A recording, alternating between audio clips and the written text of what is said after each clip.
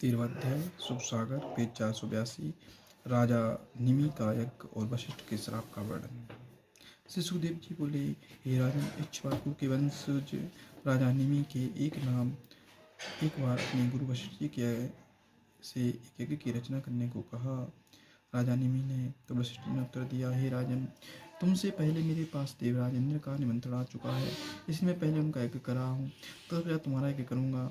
इतना कहकर वशिष्ठ जी ने देवलोक को चल दिए। तब राजा निमि ने अपने हृदय में सोचा कि शरीर का एक क्षण का भी भरोसा नहीं है, क्या मालूम वशिष्ठ जी के वहाँ से आने तक यदि मेरा देह छूट गया तो मेरा यज्ञ करने का मनोरथ पूर्ण हो सकेगा। ऐसा विचार कर राजा निमि ने गौतम ऋषि को अपना कुलगुरु बनाकर यज्ञ करना प्रारंभ कर दिया।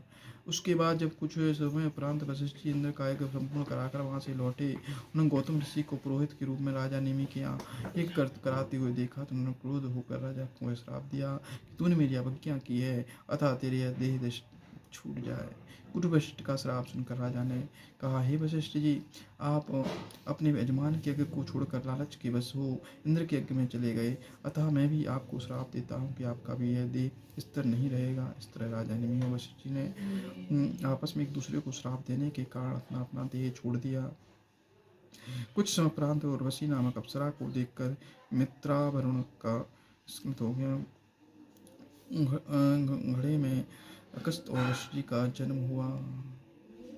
तब गौतम आदि ऋषियों ने राजा निमि को पुनः जीवित करने के निमित्त यज्ञ प्रारंभ कर दिया।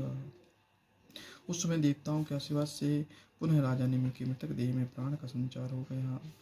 तब राजा निमि ने देवताओं एवं ऋषियों से विनती की, हे महानुभाव, यह मुझे इस नाशवान शरीर को रखने की अभिलाषा नहीं है, इसलिए आप कोई ऐसा प्रयत्न करिए जिससे मैं सदा अमर बना रहूं। यह सुनकर देवताओं ने राजा निमि को आशीर्वाद दिया कि तुम सब प्राणियों के पलकों में निवास करोगे। हे राजन, तत्पश्चात समस्त ऋषि मुनियों ने राजा निमि को मृतक देह को मत कर उसमें से एक अत्यंत तेजस्वी और परम सुंदर बालक को उत्पन्न किया, जिसने जनकपुरी को बसाया था।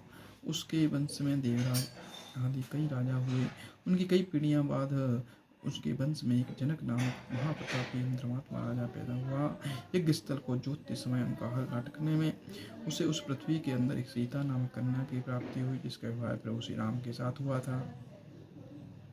इसी वंश में शीर ध्वज एवं धर्म ध्वज आदि कई प्रतापी राजा उत्पन्न हुए। उन सबके नाम पृथक होते हुए भी वे सब जनक विदेही कहे जाते हैं। उनके वंश में समस्त राजा वैराग्य प्रिय विवेक की पैदा हुए। कृष्ण भगवान की जय, राधा वल्लभ की जय, वृंदावन धाम की जय, हनुमान जी महाराज की जय, सीताराम।